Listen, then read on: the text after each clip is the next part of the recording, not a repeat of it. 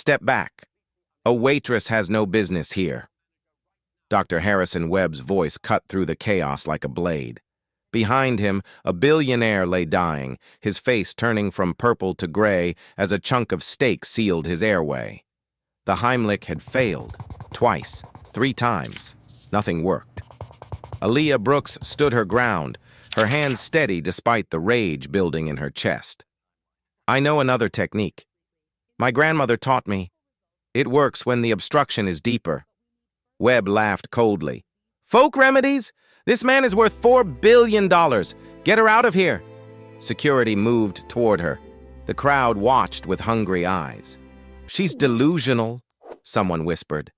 A waitress playing doctor, another sneered. But Aaliyah had already made her choice. What happened next would go viral within hours, sparking a war between modern medicine and ancestral knowledge that no one saw coming. Subscribe now, because this story is far from over.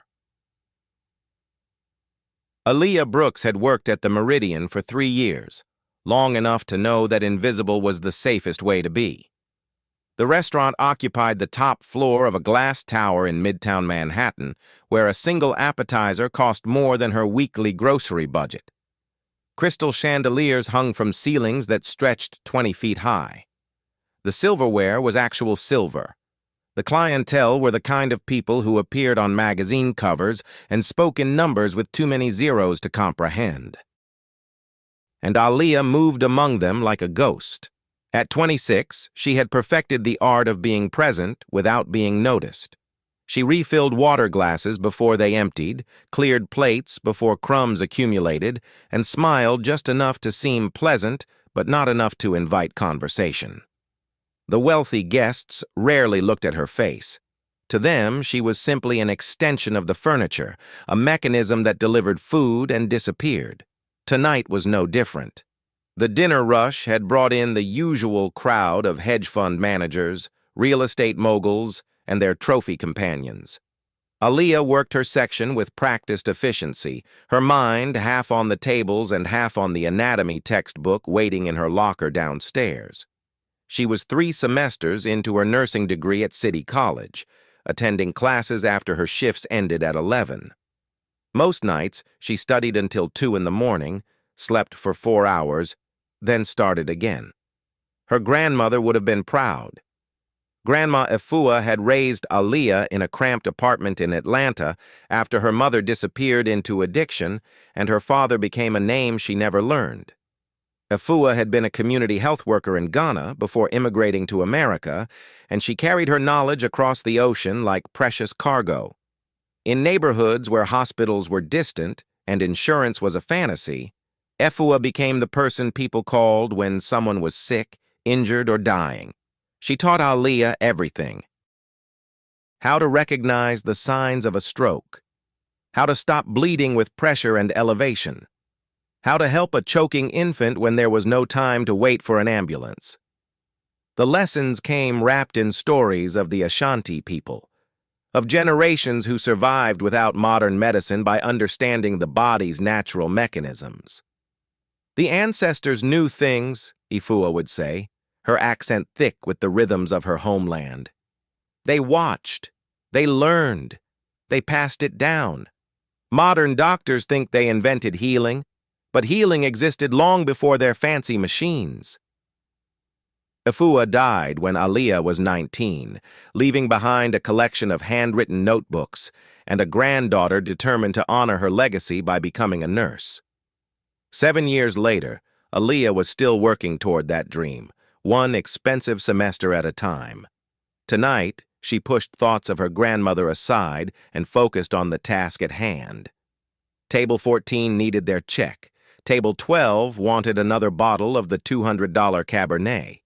And Table 9, the large corner booth reserved for VIPs, was occupied by a man whose face she recognized from the business section of every major newspaper.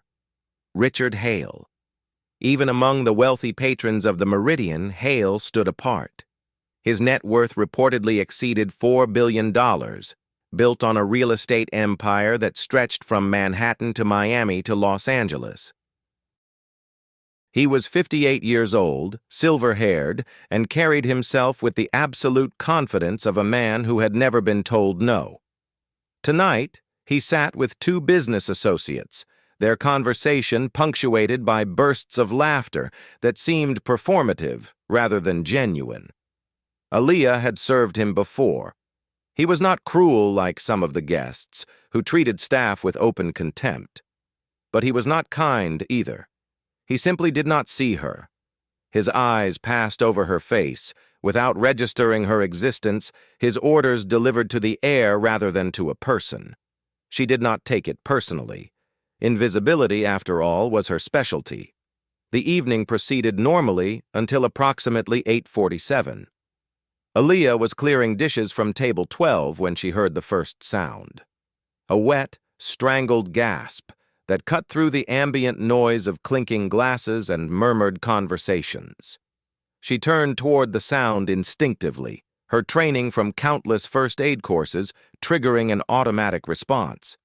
At table 9, Richard Hale was clutching his throat.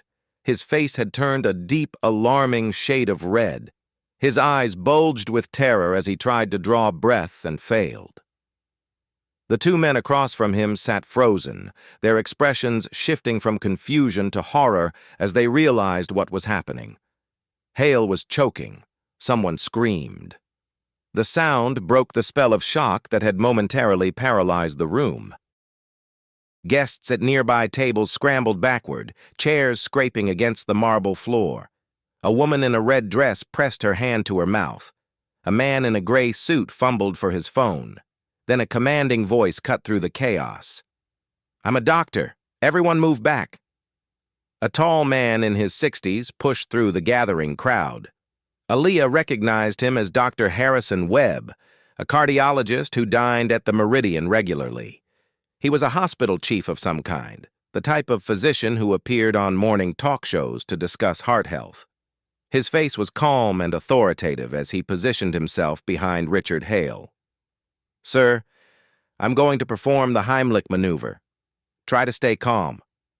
Webb wrapped his arms around Hale's midsection, positioned his fist just above the navel, and thrust upward with practiced precision. Nothing happened. He thrust again, and again. Each time, Hale's body jerked with the force, but the obstruction remained lodged in his airway. His face was transitioning from red to a deep, bruised purple. Another man stepped forward, identifying himself as an orthopedic surgeon visiting from Boston. He and Webb exchanged places, and the second doctor tried his own variation of the technique. Sharper thrusts, different positioning, the same result, nothing. Aaliyah watched from 10 feet away, her hands still holding the dirty dishes she had been clearing. Her heart pounded against her ribs. She had seen choking victims before. She had practiced the Heimlich on mannequins dozens of times in her first aid courses. She knew the technique was effective in most cases, but she also knew that most was not all. Her grandmother's voice echoed in her memory, clear as the day she had first heard it. Aaliyah had been 12 years old, watching Ifua demonstrate on a pillow positioned against a chair. "The Heimlich works when the object is here," Ifua had said, pointing to a spot high in the throat. "But sometimes the thing gets stuck deeper, lower. The thrust cannot reach it. When that happens, you must use gravity. You must help the body do what it wants to do naturally." The technique Ifua taught her was different. It involved tilting the victim forward using gravity to encourage the obstruction to move toward the mouth rather than deeper into the lungs. Combined with sharp blows to the back at a specific angle, it created a different kind of force. Not the upward thrust of the Heimlich, but a vibration that traveled through the airways and loosened objects that were wedged too deeply for conventional methods. Aaliyah had never used it on a real person. She had practiced on dummies and pillows and once on her cousin, who volunteered to pretend he was choking.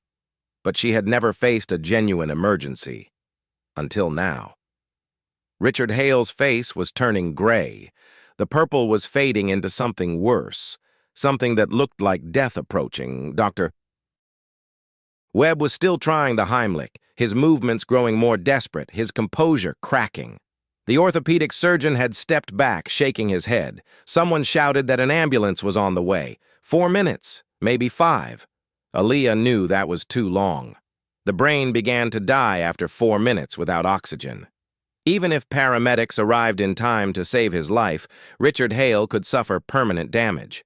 He could lose the ability to speak, to think, to recognize his own family. She set down the dishes. Her hands were trembling. Her throat was dry. Every rational part of her brain screamed that she should stay back, stay invisible, let the doctors handle it. She was a waitress. She had no medical degree. If she intervened and something went wrong, she could be sued. She could be arrested. She could lose her job and her chance at finishing nursing school. But if she did nothing, a man would die. She moved forward. Marcus, the restaurant manager, intercepted her before she reached the table. He was a thin man in his 40s with a permanent expression of anxiety, and right now that anxiety had escalated to full-blown panic. "Aaliyah, what are you doing? Get back to your station."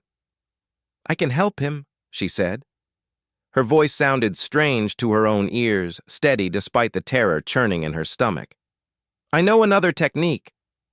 Marcus grabbed her arm. "Are you insane? We have 2 doctors here. You're a waitress. Do you have any idea what kind of liability?" "He's dying." She pulled free from his grip. "Look at him. The Heimlich isn't working. I know something else that might." Dr. Webb heard her. He turned, his face flushed with exertion and frustration. "Young lady, step back immediately. This is a medical emergency. Whatever folk remedy you think you know is not going to help." "It's not a folk remedy," Aaliyah said, still moving forward. "It's a technique for when the obstruction is too deep for abdominal thrusts. Gravity positioning combined with percussive strikes to the back. It creates a different kind of force. That's not a certified technique." Webb's voice was sharp with condescension. "I've been practicing medicine for 35 years. I think I know what I'm doing." A woman near the edge of the crowd let out a bitter laugh. Aaliyah did not need to look at her face to understand the meaning behind that sound. A waitress. A black waitress, specifically, trying to tell 2 white doctors how to save a life. The absurdity of it was written in the expressions of half the people watching, but Aaliyah was no longer looking at them. She was looking at Richard Hale. His movements had slowed. The frantic clawing at his throat had weakened to feeble twitches. His eyes were losing focus, the light in them dimming like a bulb running out of power. He had maybe 90 seconds left, perhaps less. Aaliyah turned to Marcus. Her voice dropped to a whisper that only he could hear. "If I don't do this, he dies right here on your floor. That's what the news will show tomorrow. A billionaire dead at the Meridian, while 2 doctors failed to save him. I'm willing to take the blame if I'm wrong. Are you willing to live with it if you stop me?" Marcus stared at her. His mouth opened, then closed. He did not move. Aaliyah pushed past him. She knelt beside Richard Hale, who had slumped sideways in his chair. Up close, the grayness of his skin was even more terrifying. She could see the veins standing out on his temples, the sweat soaking through his expensive shirt, the terror frozen on his features. "Mr. Hale." She kept her voice calm, the way Grandma Efua had taught her. Panic was contagious. Calm was too. "I'm going to try something different. I need you to trust me." He could not respond. He could barely see her. But something in his eyes flickered, a last spark of awareness reaching toward her voice. Dr. Webb moved toward them. "I'm warning you, if you interfere with a medical situation and cause harm, then sue me." Aaliyah did not look at him. She was already positioning her hands, already calculating angles and force. "But do it after I save his life." She gripped Richard Hale's shoulder and began to move him into position. The technique required precision, not strength. Grandma Afua had repeated that lesson countless times during their practice sessions in the small Atlanta apartment. Power without accuracy was useless. The body had its own mechanisms for expelling foreign objects. The job of a healer was not to overpower those mechanisms, but to assist them. Aaliyah pulled Richard Hale forward from his slumped position. He was heavy, easily 200 pounds, and his muscles had gone slack from oxygen deprivation. She braced her knee against the chair and used her body as a counterweight, tilting him until his torso angled sharply downward. His head hung toward the floor at approximately 60 degrees. "What are you doing?" Dr. Webb demanded. "You'll cause aspiration." Aaliyah ignored him. She positioned her left hand on Hale's shoulder to stabilize him, then raised her right hand with the heel of her palm facing outward. The target area was the space between his shoulder blades, slightly off-center toward the spine. The angle of the strike needed to be upward and inward, directing force toward the airway rather than simply impacting the back. She inhaled deeply. Grandma Afua's voice filled her mind, calm and instructional. "Feel the body. Trust what you know." The first strike landed with a solid thump. Hale's body jerked, but no sound emerged from his throat. No cough, no gasp, nothing. Aaliyah adjusted her position slightly and struck again. The second blow was harder, more precise. Still nothing. The crowd around her had gone silent. She could feel their eyes burning into her back, feel the weight of their judgment pressing down on her shoulders. The third strike. Her palm connected with his back, and she felt a faint vibration travel through his ribcage. A tiny wheeze escaped his lips. Something was shifting, but not enough. "It's not working," someone said. The voice dripped with vindication. "I told you this was ridiculous." Aaliyah blocked out the noise. She thought about her grandmother's hands, weathered and strong, demonstrating this same technique on a cushion propped against a kitchen chair. She thought about the stories Afua told of village healers in Ghana who saved lives with nothing but knowledge passed down through generations. She thought about all the times she had doubted whether that knowledge was real or just folklore dressed up as medicine. She raised her hand for the fourth strike. This time, she focused not just on the force, but on the feedback. She let her palm rest against Hale's back for a split second before striking, feeling for the subtle vibration that would tell her where the obstruction sat. Her grandmother had called it listening with your hands. Western medicine would have called it impossible. The fourth blow landed. Hale's body convulsed. A wet, gurgling sound bubbled up from his throat. Close. So close, but the obstruction remained lodged. Aaliyah had one more chance. If the fifth strike failed, she would have to step back and let the paramedics take over. By then, the damage to Hale's brain might already be irreversible. She closed her eyes for a fraction of a second. When she opened them, everything seemed clearer, sharper. She could see the exact spot where her palm needed to land, could feel the angle that would create the perfect resonance through his airways. The fifth strike was different. It was not harder than the others, but it was more precise. Her palm connected with the exact point between his shoulder blades, angled 15 degrees upward and to the left. The force traveled through muscle and bone and into the chest cavity, creating a wave of vibration that rippled through his trachea. A chunk of meat flew from Richard Hale's mouth. It landed on the marble floor with a wet slap, pink and glistening under the chandelier light. For a moment, no one moved. The restaurant existed in a state of suspended animation, every guest frozen in place like figures in a photograph. Then Richard Hale gasped. The sound was ragged and desperate, the most beautiful noise Aaliyah had ever heard. Air rushed into his lungs with a rattling wheeze. Color began to return to his face, the deathly gray giving way to flushed pink. He coughed violently, his body expelling the trauma of the past 2 minutes, and sucked in another breath. He was alive. The silence shattered. Voices erupted from every direction. Someone was crying. Someone else was laughing in disbelief. A woman clutched her companion's arm and repeated, "Oh my God," over and over like a prayer. "Doctor."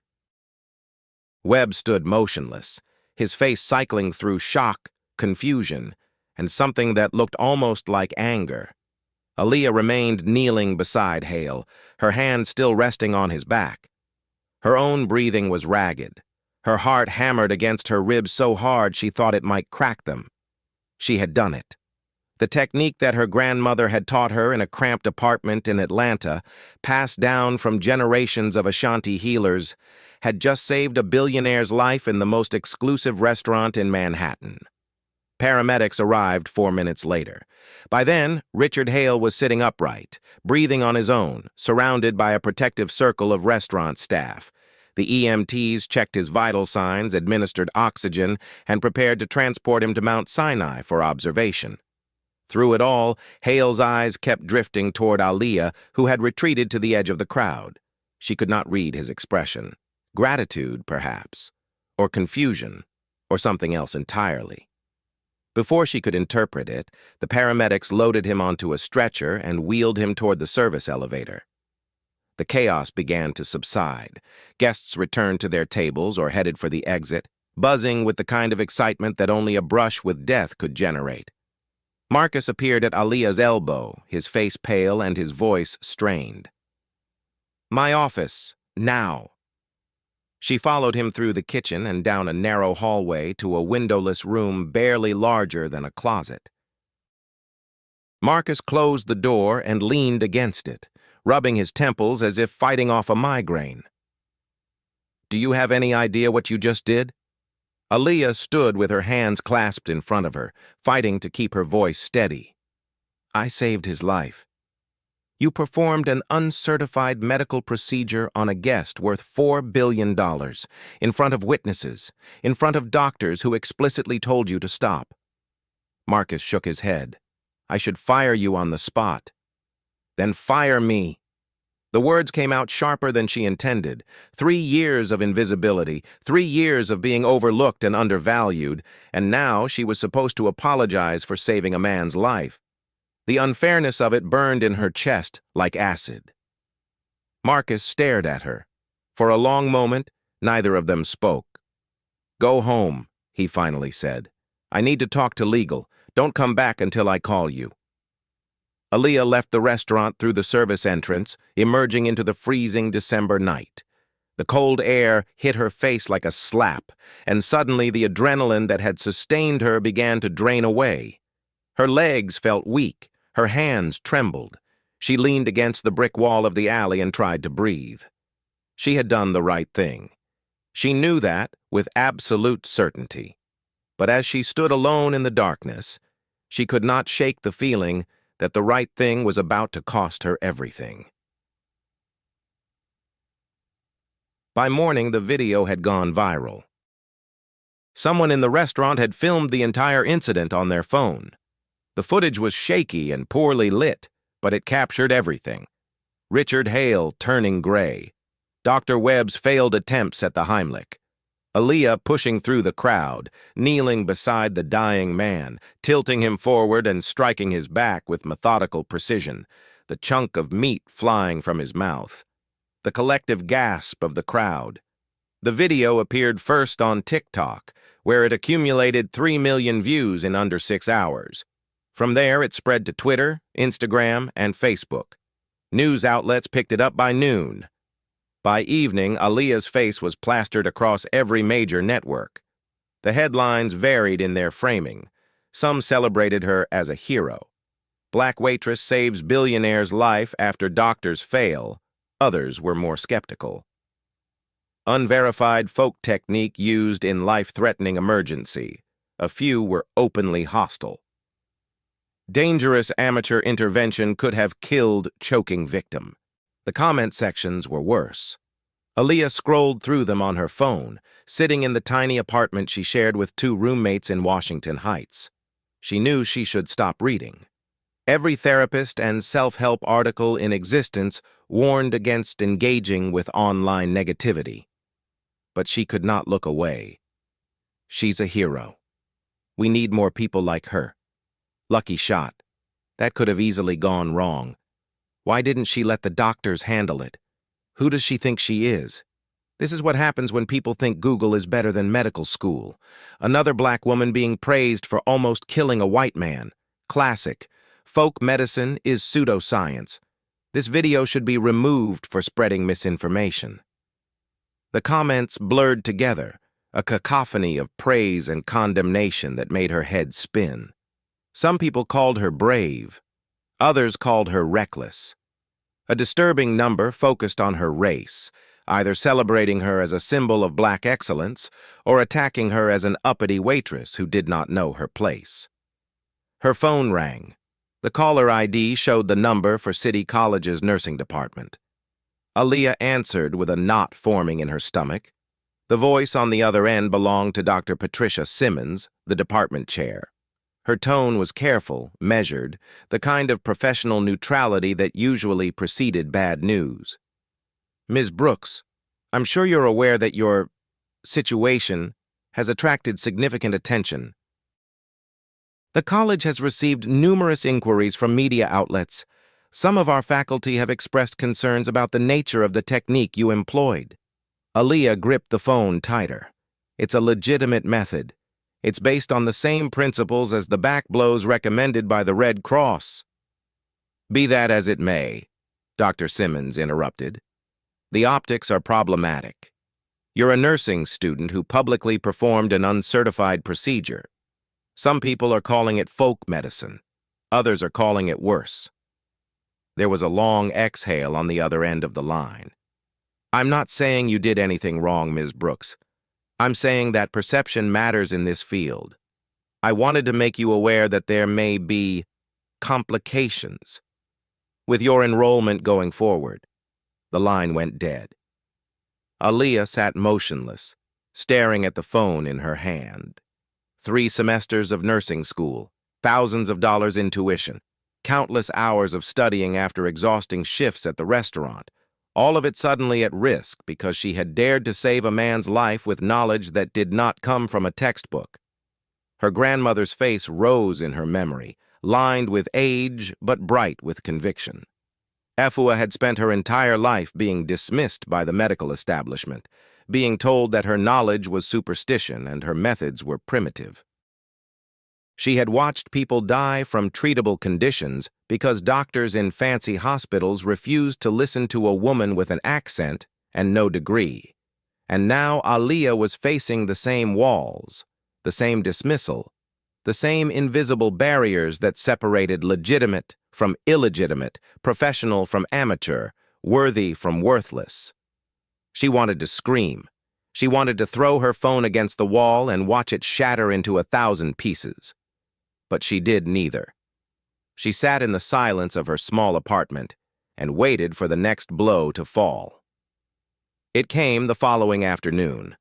Marcus called to inform her that she was suspended pending review. The restaurant's legal team was assessing potential liability. Several guests had complained about the disturbance. Dr. Harrison Webb had reportedly contacted the restaurant to express his displeasure at being undermined by a member of the service staff. Aaliyah listened to it all without responding. When Marcus finished, she thanked him for the call and hung up. She was 26 years old, alone in a city of 8 million people, watching her dreams crumble because she had chosen to act instead of staying invisible. Every authority figure in her life was lining up to punish her for the same decision. The doctors, the restaurant, her nursing school, the faceless masses on social media. All of them agreed on one fundamental point. She had stepped out of her place, and now she would pay the price. That night, she dreamed of her grandmother. Efua stood in a field of tall grass, her gray hair blowing in a wind that Aaliyah could not feel. She did not speak, but her eyes carried a message that needed no words. Keep going. Do not let them bury what I gave you. Aaliyah woke up crying.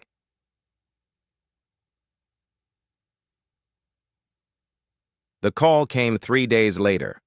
Aaliyah was sitting in her apartment staring at a nursing textbook she could no longer concentrate on when her phone buzzed with an unknown number. She almost let it go to voicemail. Unknown numbers usually meant reporters or trolls who had somehow obtained her contact information, but something made her answer. "Ms. Brooks?" The voice was male, professional, unfamiliar.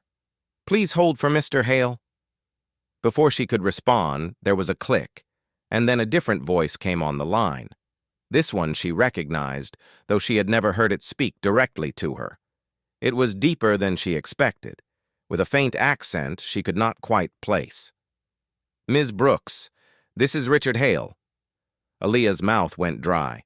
"Mr. Hale, how are you feeling?" "Alive," he said. The word carried a weight that surprised her. "Thanks to you."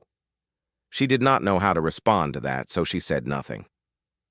"I've been watching the coverage," Hale continued. "I've seen what they're saying about you. The restaurant, the nursing school. That pompous cardiologist who couldn't save a man's life but has plenty of opinions about those who can." His voice hardened. "I want you to know that I've already contacted the Meridian. If they fire you, I will personally ensure that every media outlet in the country knows that they terminated the woman who saved my life. I suspect their reservation list would suffer considerably." Aaliyah felt something loosen in her chest. "You didn't have to do that." "Yes, I did."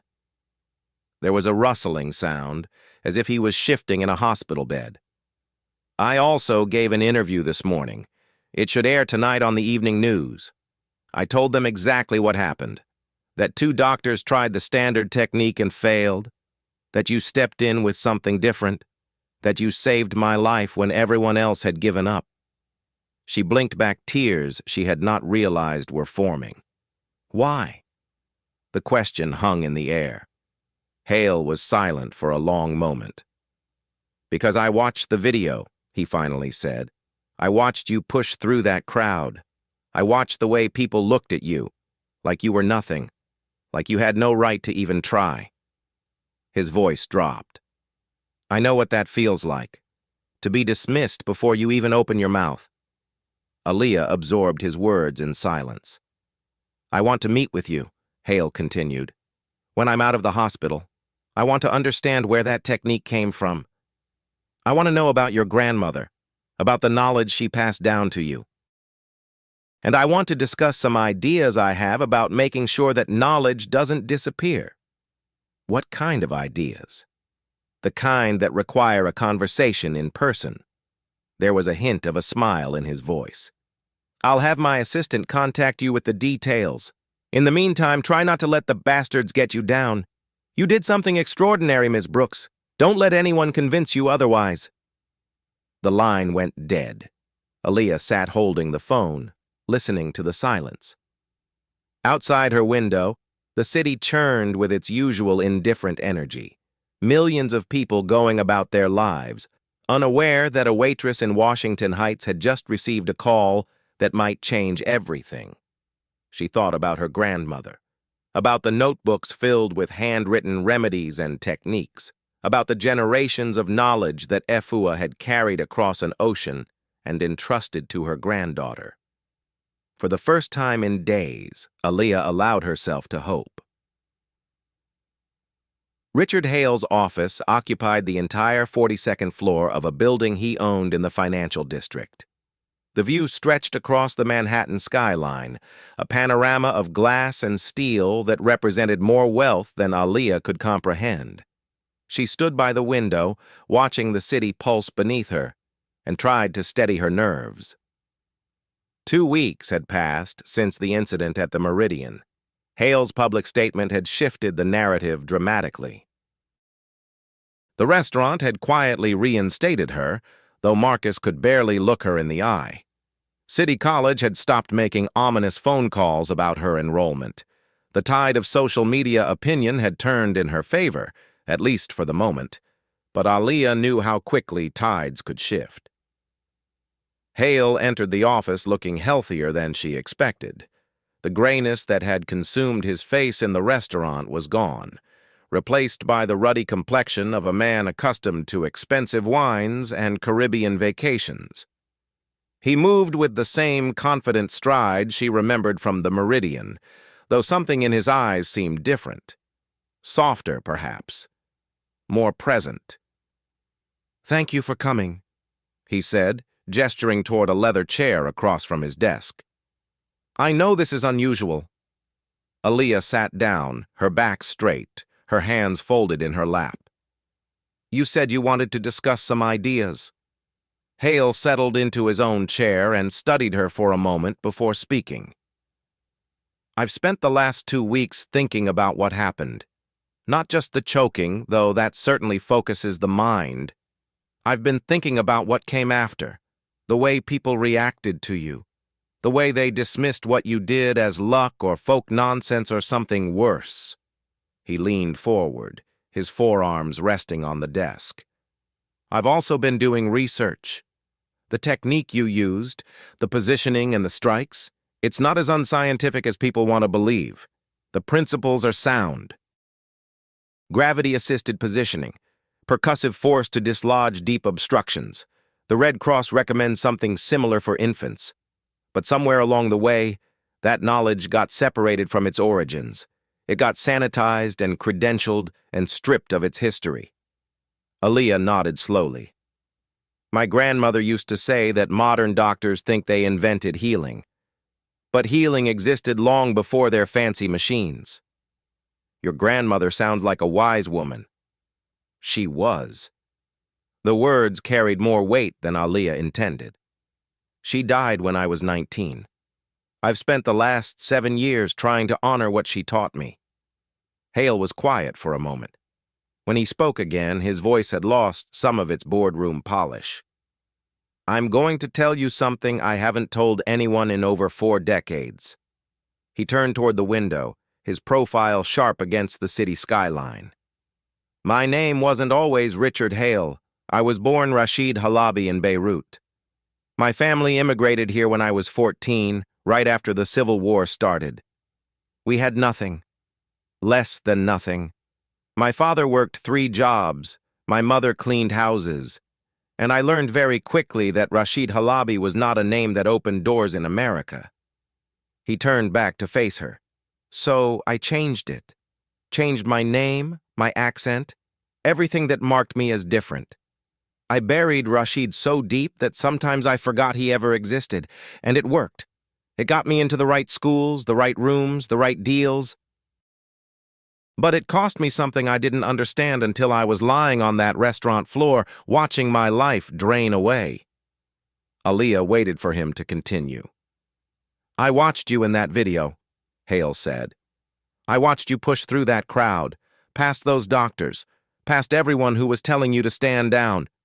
You carried your grandmother's knowledge with you, and you used it to save my life. You didn't hide where you came from. You didn't pretend to be something you're not." His voice grew rough. "I spent more than 4 decades running from my origins. You made me realize what I lost by running." The silence between them felt sacred, like something fragile that might shatter if either of them moved too quickly. "I want to create something," Hale finally said. "A foundation. A research initiative. Something that studies the medical knowledge preserved in immigrant communities and the African diaspora. Knowledge that's been dismissed as superstition, but might actually have scientific validity. I want to bridge the gap between ancestral wisdom and modern medicine." Aaliyah felt her heart rate increase. "What would that look like?" "I'm calling it the Hale-Brooks Initiative for Ancestral Medicine, and I want you to be part of it. Not as a figurehead or a token, as a co-founder, as the community liaison who connects researchers with the people who actually hold this knowledge."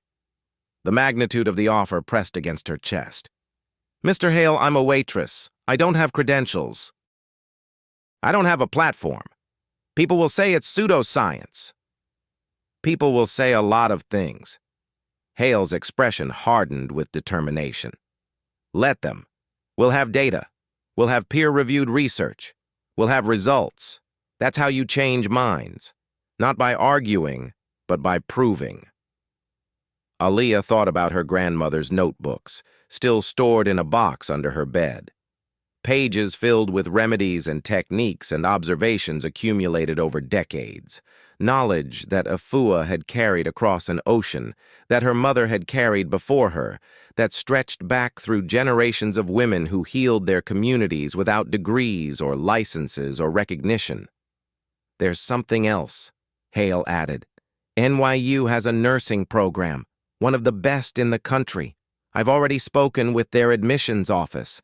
They're prepared to offer you a full scholarship, contingent on your participation in the initiative. You'd finish your degree while helping to build something that could change how medicine thinks about traditional knowledge."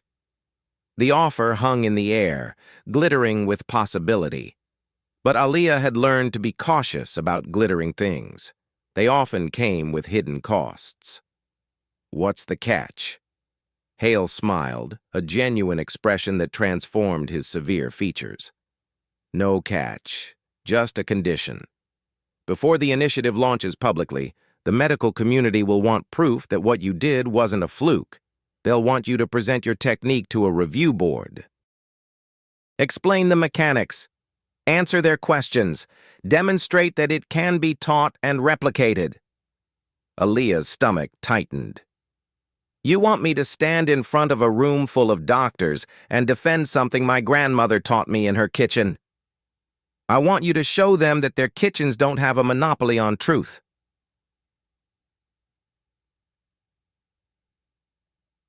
The review board convened 6 weeks later in a conference room at Mount Sinai Hospital.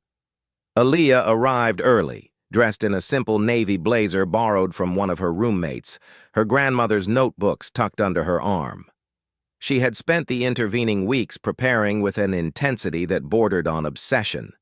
She read every study she could find on airway obstruction and first aid techniques. She practiced her presentation until she could deliver it in her sleep.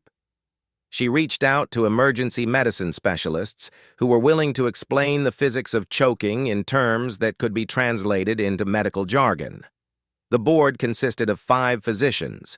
4 of them were strangers, their faces neutral and unreadable behind the conference table. The 5th was Dr. Harrison Webb. He had not spoken to her since the night at the Meridian. Now he sat at the center of the table, his arms crossed, his expression carrying the particular coldness of a man whose professional pride had been wounded in public. Aaliyah understood that he was not here to evaluate her technique objectively.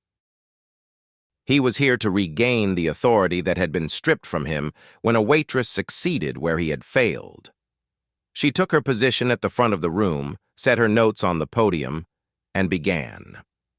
"The technique I used on Mr. Hale is based on 2 established principles of emergency medicine. The first is gravity-assisted positioning, which encourages foreign objects to move toward the mouth rather than deeper into the airway. The second is percussive force applied to the upper back, which creates vibrations that can dislodge obstructions too deep for abdominal thrusts to reach." She walked them through the mechanics, using diagrams she had prepared and referencing studies from the European Resuscitation Council. She explained the angle of the strikes, the positioning of the body, the way her grandmother had taught her to feel for feedback through her palm. "This technique was developed in the Ashanti communities of Ghana," she continued, "generations before modern emergency medicine existed. It was passed down through oral tradition, refined through practice, and preserved by healers who had no access to hospitals or ambulances. My grandmother was one of those healers. She brought this knowledge to America, and she taught it to me." The questions came quickly, some curious and some hostile. A pulmonologist asked about the risk of causing additional obstruction through improper positioning. Aaliyah explained the angle adjustments that prevented this. An emergency medicine specialist asked how the technique could be standardized for training purposes. Aaliyah acknowledged that this was an area requiring further research. Then Dr. Webb spoke. "Ms. Brooks," his voice was cold and precise, "you've presented an interesting theory, but theory is not evidence. You performed this technique once in an uncontrolled environment on a patient who might have expelled the obstruction on his own given another few seconds. How can you claim that your intervention was the determining factor? Aaliyah met his eyes without flinching. I can't claim that with absolute certainty, but I can tell you what I observed. Mr. Hale's oxygen deprivation was severe. His movements had slowed. His eyes were losing focus. In my first aid training, I learned that brain damage begins after 4 minutes without oxygen. By my count, Mr. Hale was approaching that threshold when I intervened. Webb's expression did not change. Your first aid training. From a community college course, I presume. Not exactly the same as a medical degree. No, Aaliyah agreed. It's not. But the physics of choking don't require a medical degree to understand. Gravity pulls objects downward. Vibration loosens things that are stuck. These aren't theories I invented. They're principles that your own profession relies on. I'm simply pointing out that my grandmother's community figured them out through observation and practice, without the benefit of your fancy machines. The room went silent. Aaliyah could feel the tension crackling between her and Webb, could see the other board members shifting uncomfortably in their seats. She had not intended to be confrontational, but something about his dismissiveness had triggered a response she could not contain. Webb leaned forward. You're asking us to validate a technique that has never been subjected to clinical trials, to put our professional reputations behind what is essentially folklore dressed up in scientific language. Surely you understand why that's problematic. Aaliyah took a breath before responding. I understand that the medical establishment has a long history of dismissing knowledge that doesn't come with the right credentials attached. I understand that healers like my grandmother spent their lives being told that their experience didn't count because they didn't have degrees. And I understand that you feel embarrassed because a waitress saved a man's life when you couldn't. A sharp intake of breath came from somewhere along the table. But I'm not asking you to validate folklore, Aaliyah continued. I'm asking you to study it, test it, subject it to the same rigorous analysis you'd apply to any other technique. If it doesn't work, the research will show that. But if it does work, you'll have a new tool for situations where standard methods fail. Isn't that worth investigating? The board deliberated for over an hour after her presentation ended. Aaliyah waited in a small anteroom, her knee bouncing with nervous energy, her grandmother's notebooks clutched against her chest like a talisman. When they finally called her back in, the lead physician, a silver-haired woman named Dr. Eleanor Price, delivered the verdict. Ms. Brooks, the board has decided not to certify your technique at this time. Aaliyah's heart sank. However, Dr. Price continued, we have agreed to recommend a formal research study to evaluate its efficacy. If the results are positive, we will revisit the question of certification and potential inclusion in first aid training protocols.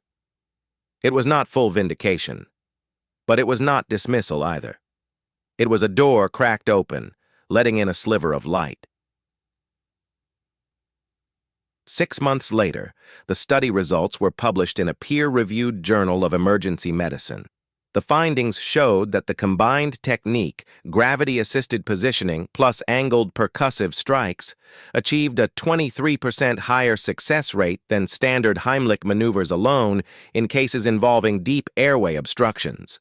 The researchers recommended further study and suggested that the technique might be valuable as a supplementary method in situations where conventional approaches failed. The Hale-Brooks Initiative launched officially the following month. Richard Hale stood at a podium in a ballroom filled with journalists and medical professionals, announcing a $10 million commitment to studying traditional healing practices from underrepresented communities. Aaliyah stood beside him, wearing a dress she had bought with her first paycheck as the initiative's community health liaison. She had completed her first year at NYU's nursing program with honors. Her grandmother's notebooks had been digitized and archived as part of the initiative's research collection. 3 other traditional techniques from the African diaspora were currently under investigation, including a fever reduction method and a wound care practice that showed promising antimicrobial properties. Dr. Harrison Webb did not attend the launch event, but a week later, Aaliyah received notice that he had quietly signed up to participate in the initiative's next research project. No apology, no acknowledgement of what had passed between them, just a name on a volunteer list, suggesting that perhaps minds could change even when pride prevented words. On a crisp Saturday morning in early October, Aaliyah flew to Atlanta. She took a taxi from the airport to a small cemetery on the outskirts of the city, where the graves were marked with simple stones and the grass had begun to fade with the changing season.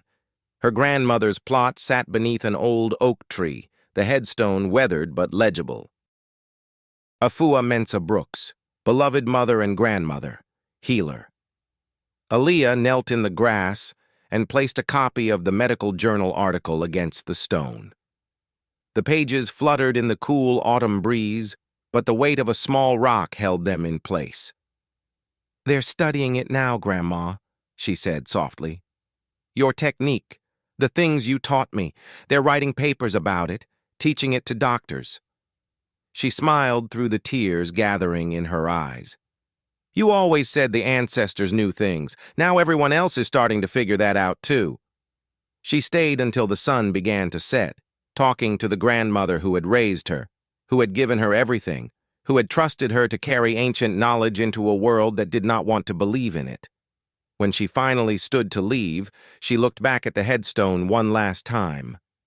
"I kept it alive," she whispered, "just like you asked me to." The breeze stirred the pages of the journal article, and somewhere in the rustling leaves above, Aaliyah could almost hear her grandmother's voice. "Well done, child. Well done."